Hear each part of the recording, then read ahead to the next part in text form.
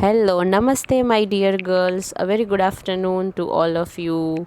I hope you all are doing great. આપણે lecture number 1 જે જોયો યુનિટ નંબર 3નો બરાબર, એમાં આપણે લોકો શું ભણ્યા તો કે તમારો જે યુનિટ છે acquisition of HR and performance appraisal, what is the meaning of that, કે એક્વિઝિશન ઓફ એચઆરનો શું મિનિંગ થાય અને પરફોર્મન્સ અપ્રેઝલનો શું મિનિંગ થાય. બરાબર, આપણે એનું એમાં સ્ટડી કર્યું. ઓકે, કે મેં તમને મિનિંગ એક્સપ્લેન કર્યો કે પરફોર્મન્સ અપ્રેઝલનો મિનિંગ આ થાય અને એક્વિઝિશન ઓફ એચઆરનો આ થાય. શું હતું એક્વિઝિશન ઓફ, મેં તમને શું એક્ઝામ્પલ આપ્યું કે તમે તમારી બેસ્ટ ફ્રેન્ડની ઉપર તમે 2-3 લાઇન લખો કે તમારી બેસ્ટ ફ્રેન્ડની અંદર તમને કઈ કઈ ક્વોલિટી ગમે છે, કઈ કઈ ગુડ ક્વોલિટીઝ છે, કઈ કઈ બેડ ક્વોલિટીઝ છે. ઓકે, એ તમે એમાં મેન્શન કરો. તો એ મેં એક્ટિવિટી તમને શું કામ કરાવી હતી, બિકોઝ એમાંથી જ ખબર પડે ઓકે કે એક્ઝેક્ટલી લાઈક કંપની છે એ કેટલી મોટી કંપનીઝ હોય. હવે કંપનીની અંદર કેટલા બધા એમ્પ્લોઈઝ હોય અને માણસો બધા અલગ અલગ જ હોવાના, કોઈ એક સરખા નથી હોવાના. બરાબર, કોઈક એક્સ્ટ્રોવર્ટ હોય, કોઈક ઇન્ટ્રોવર્ટ હોય, કોઈક કાંઈ સાવ ના બોલે, બહુ શાય હોય. બરાબર, તો એવા ઘણા ટાઈપના માણસો હોય છે અને બધા અલગ જ ટાઈપના હોય છે ઓબ્વિયસલી. તો એટલે આપણે લોકો શું સ્ટડી કરીએ છીએ તો કે મારે કંપનીમાં કેવા ટાઈપના એમ્પ્લોઈઝ જોવે છે એની. હવે મેં તમને ગયા સેશનમાં શું કીધું હતું કે એમ્પ્લોઈઝનું જે સિલેક્શન છે ને એ બહુ સરખી રીતે કરવું જોઈએ. શું કામ? કેમ કે અમુક એવા એમ્પ્લોઈઝ પછી આપણી કંપનીમાં આવી જાય ને તો કંપનીને ડૂબાડે, કંપની લોસમાં જાય. બરાબર, તો જે સિલેક્શન એમ્પ્લોઈઝનું કરવાનું ને એ બહુ પરફેક્ટલી કરવાનું. ઓકે, એવું આપણે લાસ્ટ સેશનમાં ભણ્યા.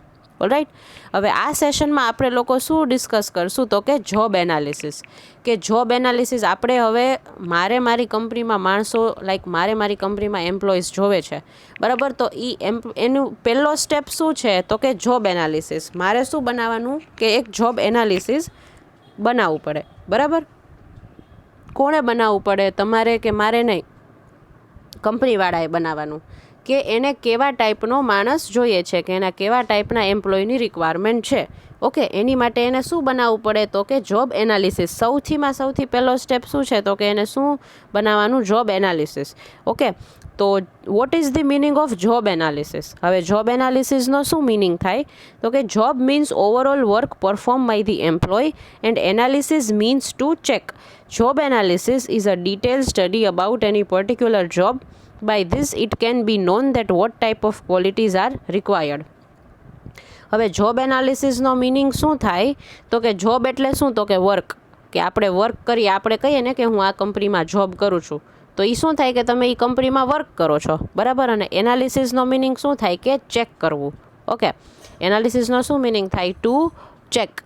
તો જોબ એનાલિસિસ હવે તમે આખું સાથે જોશો તો તમે જે કંપનીમાં વર્ક કરો છો બરાબર એનું ચેકિંગ એક ટાઈપનું, કે તમે કેવા ટાઈપની જોબ કરો છો. આજે હવે તમે કહેશો કોકને કે હું એચઆર મેનેજર છું.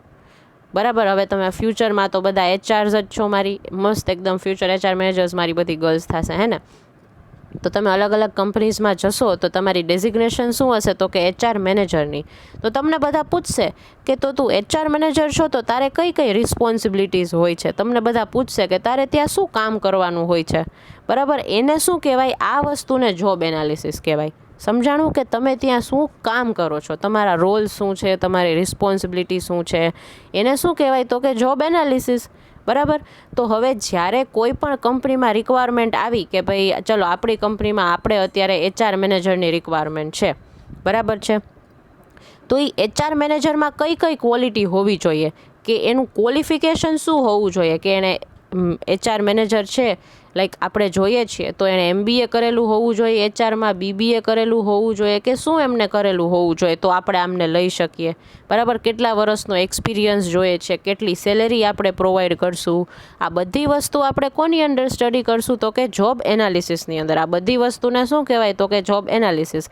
આજે હવે સિમ્પલ તમે ન્યૂઝપેપરમાં એક એડ જોશો ને બરાબર કોઈ પણ જોબની, તો એમાં લખેલું હશે કે અમારે કમ્પ્યુટર ઓપરેટરની રિક્વાયરમેન્ટ છે, 2 વર્ષનો એક્સપિરિયન્સ હોવો જોઈએ, કમ્યુનિકેશન સ્કિલ સારી હોવી જોઈએ ને આટલી અમે સેલેરી આપશું ને એડ્રેસ આ છે.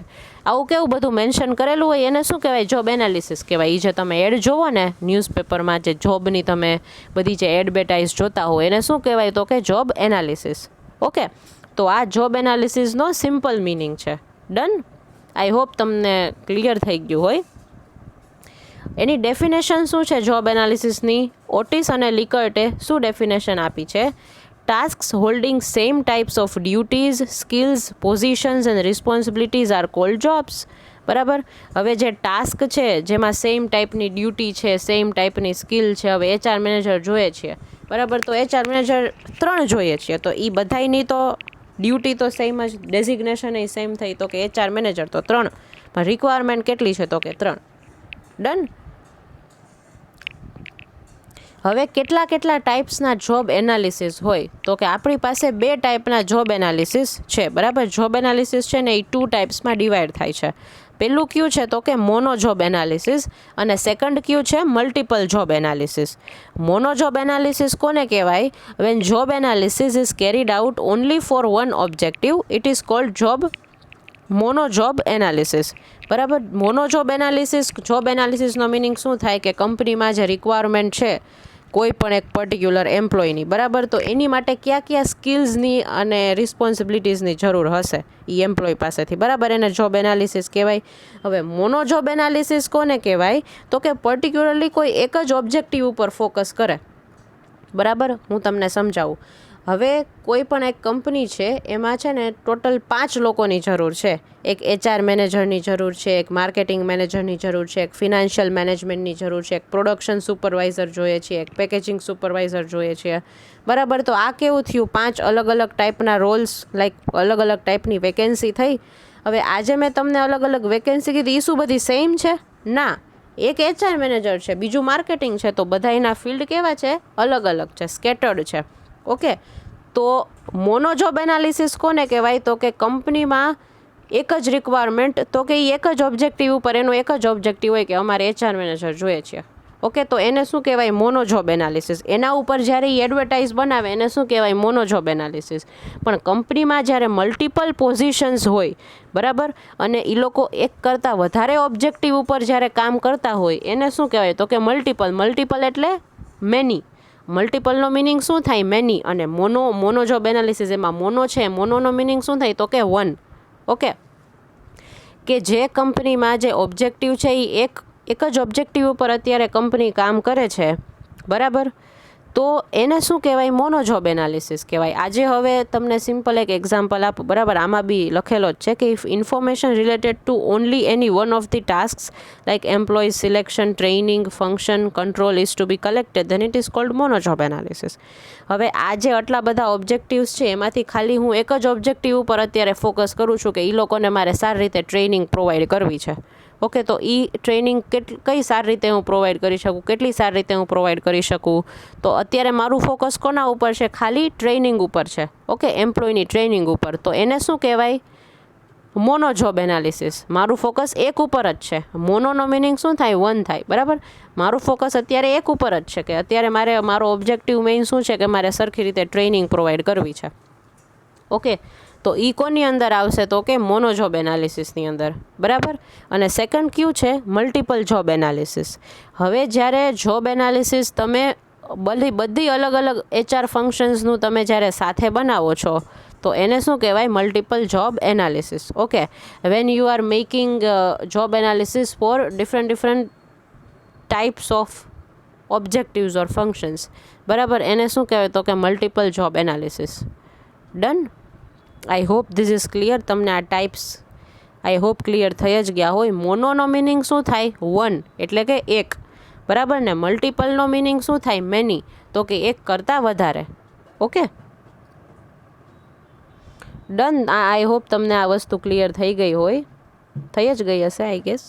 ઓકે. હવે આપણે શું જોબ એનાલિસિસની પ્રોસેસ જોશું. મેં કેમ તમને પહેલાં ના કીધું કે રોટલી બનાવી હોય તો એની એક પ્રોસેસ છે કે એ એમ જ બને. પછી હવે એમાં તમે કંઈક નવીન કરો તો એ રોટલી ન બને, પછી કંઈક બીજું બને, બરાબર. તો એ રોટલી બનાવવાની કેવી એક પ્રોસેસ છે. એવી રીતે આ જે જોબ એનાલિસિસ છે ને એની એક પ્રોસેસ છે કે તમારે એ મેન્ટેન કરવી પડે. એમાં તમે જો કાંઈ ભૂલ કરો તો એ પછી ન ચાલે. તો એનાથી શું થાય? કંપનીને લોસ જાય અને આપણે જે એમ્પ્લોયની જરૂર છે એવો ન આવે, કોઈ બીજો જ આવે. ઓકે. તો એની માટે આપણે શેની જરૂર પડે તો કે એક પ્રોસેસને ફોલો કરવાની છે, બરાબર. જેમ રોટી બનાવવામાં તમે એક પ્રોસેસ ફોલો કરો છો એવી રીતે જોબ એનાલિસિસમાં એક પ્રોસેસ છે, એ આપણે ફોલો કરવાની છે. એ જેવી છે ને એવી જ આપણે ફોલો કરવાની છે, એમાં આપણે કાંઈ ચેન્જીસ નહીં કરી શકીએ. અને આને કેવી પ્રોસેસ કહેવાય તો કે સિસ્ટમેટિક પ્રોસેસ કહેવાય. કે તમે આ પ્રોસેસમાં જો એકય સ્ટેપ ભૂલી ગયા ને એટલે તમારું જોબ એનાલિસિસ આખું ખોટું પડશે, બરાબર. એટલે તમારે એક્ઝેક્ટલી જે જરૂર છે ને એવા ટાઈપના એમ્પ્લોઈઝ નહીં આવે, રાઈટ. એને શું કહેવાય? પ્રોસેસ કહેવાય, બરાબર. That we need to follow. Okay, તો એમાં જે ફર્સ્ટ છે પોઈન્ટ પ્રોસેસમાં એ શું છે તો કે to ascertain objectives. Obviously આપણે જે મોનો જોબ એનાલિસિસ અને મલ્ટિપલ જોબ એનાલિસિસ ભણ્યા એમાં શું લખ્યું છે કે જ્યારે એક ઓબ્જેક્ટિવ ઉપર ફોકસ કરે છે એને શું કહેવાય? Mono job analysis. અને જ્યારે એક કરતાં વધારે ઓબ્જેક્ટિવ્સ ઉપર ફોકસ કરે છે એને શું કહેવાય? Multiple job analysis. તો ઓબ્જેક્ટિવ્સ ઉપર ફોકસ તો કરીએ પણ એની માટે ઓબ્જેક્ટિવ્સ તો હોવા જોઈએ ને મારી પાસે, બરાબર. ઓબ્જેક્ટિવ્સનો મિનિંગ શું થાય તો કે હેતુ. હવે શું હેતુ શું છે મારો? જોબ એનાલિસિસ હું કરું છું, બરાબર, પણ હું શું કામ કરું છું? મારે એની શું જરૂર છે તો કે કંપનીમાં રિક્વાયરમેન્ટ છે એટલે, બરાબર. કંપનીમાં આ પર્ટિક્યુલર જોબ છે એની માટે રિક્વાયરમેન્ટ છે માણસોની. તો એ તમારો શું થયો? હેતુ થઈ ગયો, ઓબ્જેક્ટિવ થઈ ગયો કે આપણે અત્યારે આ માણસની જરૂર છે, આપણે અત્યારે આવા ટાઈપના માણસની જરૂર છે. એ શેમાં ડિસાઇડ થઈ જાય તો કે ઓબ્જેક્ટિવ્સમાં, બરાબર. તો એની માટે સૌથી પહેલો સ્ટેપ શું છે પ્રોસેસનો તો કે ટુ એસ સર્ટેન ઓબ્જેક્ટિવ્સ. તમે ઓબ્જેક્ટિવ્સ ડિસાઇડ કરો કે એક્ઝેક્ટલી તમારે તમારી કંપનીમાં કેવા ટાઈપના લોકોની જરૂર છે, બરાબર. તો આમાં ફર્સ્ટ પોઈન્ટ શું છે? To ascertain objectives. Okay. Second point is decision on details. Okay, હવે તમારે શું ડિસાઇડ કરવાનું છે? તમારે ડિટેલ્સ બધી ડિસાઇડ કરવાની છે કે આપણે કેવા ટાઈપના માણસની જરૂર છે, એની પાસે કેવી આવડત હોવી જોઈએ, બરાબર, એ કેવા ટાઈપનું કામ કરી શકે, એને શું કહેવાય તો કે ડિસિઝન ઓન ડિટેલ્સ. ઓકે, આનું આપણે હજી ડિટેલમાં બધા આની અંદરેય પાછા ત્રણ ચાર અલગ અલગ પોઈન્ટ્સ છે, બરાબર, એ આપણે સ્ટડી કરશું. પછી એ બધી ડિટેલ્સને શું કરવાનું? ગેધર કરવાની, પછી એમાંથી અરેન્જમેન્ટ કરવાની, ઓકે, અને લાસ્ટમાં ઇન્ટરપ્રિટેશન કરવાનું. એટલે આ તમારી જોબ એનાલિસિસની આખી પ્રોસેસ થઈ ગઈ. ઓકે, ફર્સ્ટ તો મેં તમને મસ્ત સમજાવી દીધું ટુ એસ સર્ટેન ઓબ્જેક્ટિવ્સ. આપણે ઓબ્જેક્ટિવ્સ હેતુ તો નક્કી કરવા પડે ને, બરાબર, કે હું આ વસ્તુ કરું છું એની પાછળનો મારો હેતુ શું છે, હું શું કામ એ વસ્તુ કરું છું, બરાબર. તો એવી રીતે કંપનીવાળાએ જોબ એનાલિસિસ કરે છે તો એ લોકો શું કામ જોબ એનાલિસિસ કરે છે? ઓલરાઈટ, એનું બી એ લોકોએ ઓબ્જેક્ટિવ્સ ડિસાઇડ કરવા પડે. ઓકે, તો એ તમારો ફર્સ્ટ પોઈન્ટ છે. સેકન્ડ કયો છે તો કે ડિસિઝન ઓન ડિટેલ્સ. હવે ડિટેલ્સમાં છે આમાં આપણે કઈ વસ્તુ ડિટેલ્સમાં કઈ વસ્તુની જરૂર પડે? પહેલાં તો જો મેં ઓબ્જેક્ટિવ્સ તો નક્કી કરી લીધા, બરાબર, કે મારે હવે એમ્પ્લોઈઝને ટ્રેનિંગ આપવી છે, મારે આવા એમ્પ્લોઈઝની જરૂર છે મારી કંપનીમાં, બરાબર. એ બધા મેં શું ઓબ્જેક્ટિવ્સ મારા ડિસાઇડ કરી લીધા. ઓકે, પછી શું કે હું એને કેટલા ઓછા ટાઈમમાં, કેટલા ઓછા મની ને કેટલી ઓછી એનર્જી વેસ્ટ ન થાય આમાંથી ત્રણેય વસ્તુ એનું હું ધ્યાન રાખીશ. અને જે મારા ઓબ્જેક્ટિવ્સ ફ્રેમ કરીશ ને એ એવી જ રીતે ફ્રેમ કરીશ કે આમાંથી એકય વસ્તુ છે ને એ વેસ્ટ ન જાય, બરાબર. એવી જ રીતે બધા મારા ઓબ્જેક્ટિવ્સ છે ને એ હું ફ્રેમ કરીશ. તો જે વોર મેન પાવર કમિશન છે ને યુએસએમાં, એ લોકોએ 4 પોઈન્ટ્સ આપ્યા છે કે જોબ એનાલિસિસ જો તમારે કરવું હોય તમારી કંપનીમાં તો તમારે કયા પોઈન્ટ્સનું ધ્યાન રાખવું પડે. તો કે પહેલું, an employee carries out with job. જે એમ્પ્લોય છે એ કઈ જોબ માટે તમે એને લ્યો છો, બરાબર, પહેલાં તો એ ક્લિયર હોવું જોઈએ. Second is how does he do it. પછી તમે એને એ જોબ માટે લીધો તો ખરી પણ એ જોબ પછી કઈ રીતે કરે છે, બરાબર, એ જોબ એ કઈ રીતે કરે છે એનું તમે સરખી રીતે ઇન્ટરપ્રિટેશન કરો. પછી why does he do it. તો એ જોબ છે એ આવી રીતે એ કરે છે તો શું કામ એ એવી રીતે જ કરે છે? તો કે એની એવી જ આવડત છે એટલે એ એમ કરે છે, બરાબર. હું તમને મસ્ત એક એક્ઝામ્પલ હમણાં આના પછી આપું જ છું. એટલે last is which required qualities are found in હિમ. કઈ ક્વોલિટીઝ છે એ તમને એનામાં ગમી. હવે મેં તમને હમણાં એક્ટિવિટી તમને ગયા લેક્ચરમાં કરાવી કે તમે તમારી બેસ્ટ ફ્રેન્ડની ક્વોલિટી બધી લખો, એનામાં કઈ સારી ક્વોલિટી છે, એનામાં કઈ ખરાબ ક્વોલિટી છે, બરાબર. તો એ કેવું તમે બધી અલગ અલગ મેન્શન કરી હશે, ઓલરાઈટ. તો તમને ખબર પડે, હું હવે આજે થર્ડ પર્સન છું, હું તમારી બેસ્ટ ફ્રેન્ડને નથી ઓળખતી, તોય મને આઈડિયા આવે, બરાબર, કે ભાઈ અચ્છા તમારી ફ્રેન્ડને આવી ક્વોલિટી, એ તમારી ફ્રેન્ડનો નેચર આવો હશે. હું કેવું તરત જજ કરી લઈશ તમે એની ક્વોલિટી લખી છે ને એના બેઝિસ ઉપરથી, બરાબર. તો હવે એ માણસ શું કામ એવું છે, એનું કોઈ રીઝન છે નથી, બરાબર. તો હવે એવી છે તો એવી છે, એમાં આપણે શું કરી શકીએ, એને કાંઈ એમ તો નથી કહી શકતા કે તું ભાઈ ચેન્જ કર. હા, એની જે ખરાબ ક્વોલિટી છે ને એમાં આપણે એને જરૂરથી કહીશું કે જો આ વસ્તુ છે ને તારી ખરાબ છે, હો, તું આ વસ્તુ તારી સુધારજે. આપણી બેસ્ટ ફ્રેન્ડ છે તો આપણે એટલું તો એને કહી જ શકીએ, બરાબર. અચ્છા, મારી બેસ્ટ ફ્રેન્ડ છે ને એ તો મારી ઉપર બહુ જ રોબ જમાવે છે. હા, સાચે બહુ જ, એટલે બહુ જ મારી ઉપર રોબ જમાવે કે તું આમ ના કરતી, તું પેલું ના કરતી, તું આ ના કરતી, આ વસ્તુ ખરાબ છે, ઓલી વસ્તુ. એ મને વારે વારે ટોયકે રાખે. તો એમ તમારી જે બેસ્ટ ફ્રેન્ડ છે શું કામ, એ કેર કરે છે તમારા માટે, એટલે એ એવું તમારી ઉપર કરે. તો જેમ તમારી બેસ્ટ ફ્રેન્ડ છે એ કંઈ તમે ખરાબ કામ કરશો ને એટલે તરત તમને રોકશે કે તું આ વસ્તુ આમ ના કર પણ આમ કર, એવું તરત તમને સજેશન આપશે, બરાબર. એવી રીતે હવે તમે કંપની લઈ લ્યો.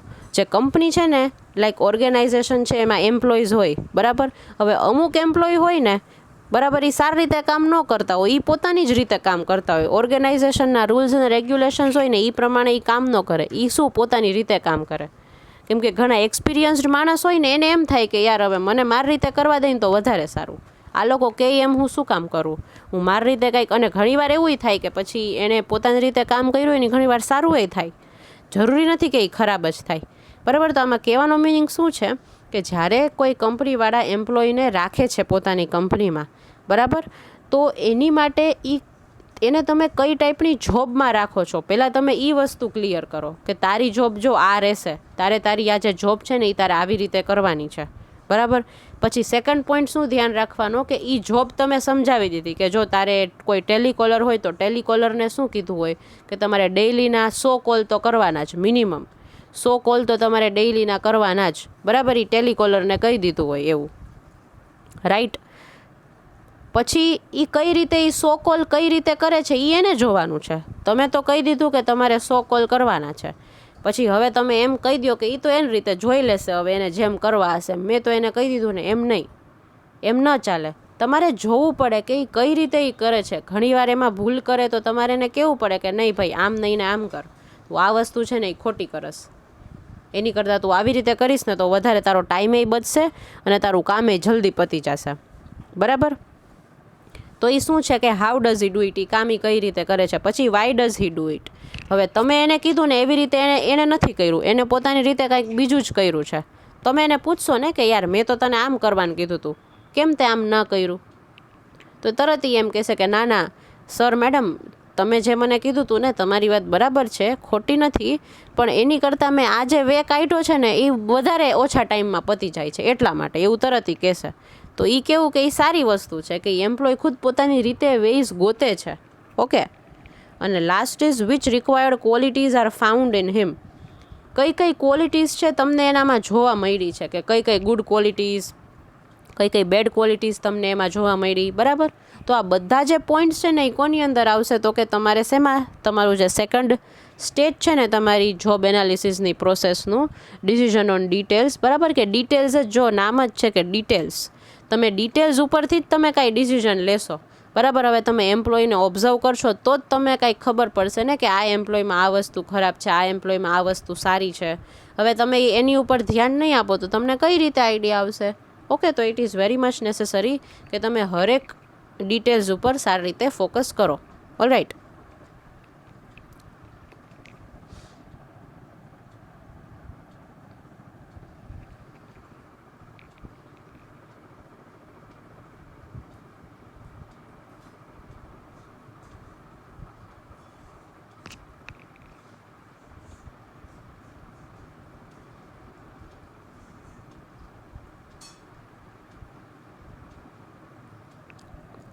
પછી છે થર્ડ પોઈન્ટ, ખબર નહીં આ સાઉન્ડ થોડોક ઓફ થઈ ગયો તો સોરી. હા, પછી છે થર્ડ પોઈન્ટ, કલેક્ટિંગ ડિટેલ્સ. હવે તમે એમ્પ્લોઈઝને ઓબ્ઝર્વ કરી અને તમે અમુક જે ડિટેલ્સ છે એ તમે ગોઈતી, બરાબર, કે જો આ એમ્પ્લોયમાં આ સારું છે, તો એ બધી તમારે શું કરવાની, કલેક્ટ કરવાની, બરાબર. તો હવે ઇન્ફોર્મેશન છે એ તમારે કલેક્ટ કરવી છે, તો તમે કઈ રીતે કલેક્ટ કરી શકો એના આપણે વેઝ જોઈએ. કાં તમે ઇન્ટરનલ રિસોર્સિસ યુઝ કરો, બરાબર, કાં તમે એક્સટર્નલ સોર્સિસ યુઝ કરો, ને એવી રીતે તમે ગોતો, બરાબર. હવે ઇન્ટરનલ સોર્સિસ જે છે એમાં પહેલી કઈ મેથડ છે તો કે સેલ્ફ એનાલિસિસ મેથડ, બરાબર. આમાં છે ને આપણે અલગ અલગ બધી મેથડ્સ તમારે સ્ટડી કરવાની આવશે, ઓકે, તો એમાં ફર્સ્ટ કઈ છે? Self analysis method.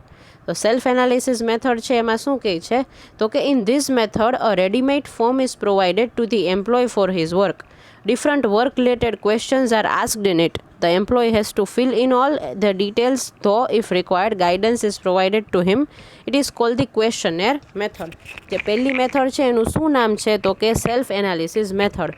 હવે આ મેથડનું બીજું નામ શું છે? તો કે ક્વેશ્ચનર મેથડ. આ મેથડમાં કેવું કરશે કે કોઈ પણ એક એમ્પ્લોય છે ને એને ફોર્મ આપી દેશે, બરાબર. એને કહેશે કે તમે આ ફોર્મ છે ને એ ફિલઅપ કરો.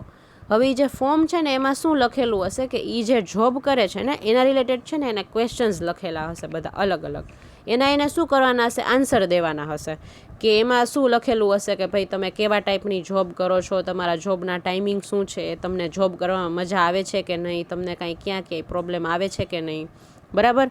તો એને શું કહેવાય? તો એ છે સેલ્ફ એનાલિસિસ મેથડ. ઓકે, જે છે ક્વેશ્ચનર મેથડ, જેમાં કંપનીવાળા શું કરશે? તો કે એમ્પ્લોયને છે ને એક ફોર્મ આપી દેશે, બરાબર, કે તમે આ ફોર્મ છે ને એ ફિલઅપ કરો. ડન. અને એ ફોર્મમાં બધી અલગ અલગ ડિટેલ્સ જે મેન્શન કરેલી હશે ને, આ છે ને હું તમને પ્રેક્ટિકલી ફોર્મ દેખાડત. મારી પાસે ઘણા બધા ફોર્મ પડ્યા છે, બિકોઝ મેં જ્યારે મારું MBA કર્યું હતું ને ત્યારે આના ઉપર અમે એક એક્ટિવિટી કરી હતી. જોબ એનાલિસિસ કંપનીમાં જે રિયલ થતું હોય ને, એ લોકો જે ફોર્મ બનાવતા હોય ને, એ બધા ફોર્મ્સ અમે કલેક્ટ કર્યા હતા અલગ અલગ વેબસાઇટ્સ ઉપરથી. તો કાશ જો આપણે લાઈક ઓફલાઈન મોડમાં હોત તો મારી પાસે બધી પ્રિન્ટ આઉટ છે તો એ હું લઈ આવત, પણ વાંધો નહીં. આપણે જ્યારે નેક્સ્ટ ટાઈમ મળશું ત્યારે. ડન. નેક્સ્ટ સેમેસ્ટરમાં આઈ હોપ આપણે લોકો મળીએ. ઓકે, તો એ છે self analysis method. Done. Second is observation method. Observation method છે એ શું કહે છે કે જ્યારે એ એમ્પ્લોય છે એ વર્ક કરતો હોય ને ત્યારે તમે છે ને એને ઓબ્ઝર્વ કરો. તમે એને ચેક કરો કે ભાઈ કઈ રીતે વર્ક કરે છે, બરાબર. એને શું કહેવાય? તો કે સેલ્ફ ઓબ્ઝર્વેશન મેથડ. કે કોઈ પણ એક એમ્પ્લોય છે એ કઈ રીતે કામ કરે છે ને એનું તમે સરખી રીતે ઓબ્ઝર્વેશન કરો કે એ જે કામ તમે એને આપ્યું છે એ કઈ રીતે કરે છે, બરાબર. ને આ જે ઓબ્ઝર્વેશન કરશે એ કોણ કરશે? તો કે ઓબ્વિયસલી HR મેનેજર જ કરે. ઓકે, કેમ કે આ જે ફોર્મ જોબ એનાલિસિસ ને બધું જેને બનાવવાનું હોય, કોને ફોર્મ કરવાનું હોય બધું? તો કે HR મેનેજરે. ઓકે, તો ઓબ્ઝર્વેશન મેથડ શું કહે છે કે કોઈ પણ જે એમ્પ્લોય છે ને એ કઈ રીતે એનું પોતાનું વર્ક કેરી આઉટ કરે છે ને એ તમે ઓબ્ઝર્વ કરો, બરાબર, કે એનું વર્ક કઈ રીતે કરે છે. ડન. તો એ કઈ મેથડ થઈ? તો કે ઓબ્ઝર્વેશન મેથડ, બરાબર. પછી ઇન્ટરવ્યૂ મેથડ. ઇન્ટરવ્યૂ મેથડમાં કેવું થાય કે તમે બધા એમ્પ્લોઈઝને છે ને બોલાવો એક પછી એક અને તમે એ લોકોનું ઇન્ટરવ્યૂ લ્યો કે ભાઈ તમને આ અમે જે જોબ આપી છે તમને મજા આવે છે એમાં, તમારી જોબમાં તમને કાંઈ પ્રોબ્લેમ આવે છે, તમારી જોબ કઈ કઈ રીતે લાઈક તમને પર્ટિક્યુલર આ અમે તમને આ ટાસ્ક આપીએ છીએ તો આ ટાસ્ક છે એ તમે કઈ રીતે કેરી આઉટ કરો છો. આ બધા ક્વેશ્ચન્સ છે. ફોર્મમાં કેવું થતું? આ બધા ક્વેશ્ચન્સ એને લખીને આપણે દઈએ. ઇન્ટરવ્યૂમાં કેવું થાય? આપણે એને સામે એ આપણી સામે જ બેઠો છે ને એને આપણે સામે જ ક્વેશ્ચન પૂછવાના, બરાબર. આ બધા ક્વેશ્ચન એને આપણે પૂછવાના. ડન. એને કઈ મેથડ કહેવાય? Interview method. પછી અધર મેથડ, કે અધર મેથડમાં જોબ નોટ્સ આવે, સ્ટડી ઓફ ટૂલ્સ આવે, ઇમ્પ્લિમેન્ટ્સ અને મશીનરી ને એવું બધું આવે, સેમિનાર બધા અરેન્જ કરો, બરાબર. તો એ આ બધું શું છે? તો કે બીજી અલગ અલગ મેથડ છે કે તમે તમારી ઇન્ફોર્મેશન છે એ બધી તમે ગેધર કરી શકો. ડન. અને બીજા આપણી પાસે કેવા રિસોર્સિસ? તો કે external resources. Details can be gathered from external sources besides the above ones. That would be details can be gathered from the studies carried out elsewhere. It saves companies energy. The details from external sources created its trustworthiness. બરાબર. External sources એટલે કે કોઈએ બીજાએ already આ process આખી job એનાલિસિસની follow કરી લીધી છે એવી સેમ ટુ સેમ તમે એની ઉપાડી લ્યો. એ સેમ પ્રોસેસ એણે જે કરી છે ને એ તમે સેમ ટુ સેમ ઉપાડી લ્યો અને તમે સેમ એવી જ બધી પ્રોસેસ કરો તો આના લીધે કેવું થાય કે ટાઈમે તમારો ઓછો વેસ્ટ જાય કંપનીનો, બરાબર. અને આઉટપુટે હવે એ કંપનીમાં એણે આ પ્રોસેસ કરી, બરાબર, એ લોકોને બહુ ફાયદો થયો. તો હવે સેમ આપણી કંપનીમાં આપણે ઇમ્પ્લિમેન્ટ કરીએ તો ડેફિનેટલી ફાયદો થશે. ડન. કેમ કે એ ટ્રસ્ટવર્ધી છે. એ ઓલરેડી કહો કે બીજાએ ઓલરેડી ટ્રાય કરી લીધી છે એ જ આપણે કરવાની છે, તો એમાં કંઈ પ્રોબ્લેમ તો આવશે જ નહીં. ઓકે, તો એને શું કહે? તો કે એ એક્સટર્નલ સોર્સિસનો યુઝ કરીને પણ તમે ઇન્ફોર્મેશન છે એ ગેધર કરી શકો છો, બરાબર. ડન. સો આ જે હતું ને એ તમારી પ્રોસેસ હતી. ઓકે, પછી જે પ્રોસેસ છે ને એમાં અરેન્જમેન્ટ ઓફ ડિટેલ્સ. હવે બધી ડિટેલ્સ મારી પાસે આવી તો ગઈ, પણ હું એને અરેન્જ કઈ રીતે કરું, બરાબર. એ અરેન્જમેન્ટ કરવા માટે અલગ અલગ વેઝ હોય, બરાબર. કે હવે બધી ડિટેલ્સ મેં ગેધર તો કરી લીધી, પણ પછી મારે એને અરેન્જ તો કરવી પડે ને, બરાબર. તો એ અરેન્જમેન્ટ કઈ રીતે કરવાની, પ્રોપર અરેન્જમેન્ટ કરવાની, કે જેનાથી મેં તમને ના કીધું કે કંપનીનો ટાઈમ અને કોસ્ટ અને એનર્જી બધું ઓછું વેસ્ટ થાય. એવી રીતે હંમેશા અરેન્જમેન્ટ જે ડિટેલ્સની કરવાની હોય ને, એવી રીતે જોબ એનાલિસિસની જે અરેન્જમેન્ટ હોય ને, તમને હવે બધી ડિટેલ્સ તો મળી ગઈ, પણ એને હવે તમે અરેન્જ ગોઠવો કઈ રીતે, બરાબર, એ બહુ મેટર કરે છે. અને એવી જ રીતે ગોઠવવાનું જેના લીધે ક્યારેય કોઈ ડાઉટ ન રહે. ડન. અને લાસ્ટમાં શું છે, ઇન્ટરપ્રિટેશન ઓફ ડિટેલ્સ. ઇન્ટરપ્રિટેશનનો મિનિંગ શું થાય, તો કે ચેક કરવું, બરાબર. તો બધી જે ડિટેલ્સ છે એ તમે ગેધર કરી, બરાબર, પછી તમે એને અરેન્જ કરશો, બરાબર. તમે એને અરેન્જ કરી અને પછી તમે શું કરશો, તો કે જે બધી ડિટેલ્સ છે એને ઇન્ટરપ્રિટ કરશો, બરાબર. એને ચેક કરશો કે આ જે બધી ડિટેલ છે એ પ્રોપર છે કે નહીં. ડન. તો આ હતી તમારી પ્રોસેસ. હવે આજના સેશનમાં આપણે આટલું જ રાખીએ. અધરવાઇઝ હું હવે એક ઇમ્પોર્ટન્સ છે, બરાબર, ઇમ્પોર્ટન્સ છે જોબ એનાલિસિસની, પણ એ જો હું તમને કરાવી દઈશ ને તો તમારે બધું સાથે ભેગું થઈ જશે. તો ઇટ ઇઝ બેટર કે હું જે ઇમ્પોર્ટન્સ છે એ હું આપણે નેક્સ્ટ સેશનમાં લઈએ. All right. તો till then take care girls, અને એક્ઝામની સારી પ્રિપરેશન્સ કરજો, હા બધા.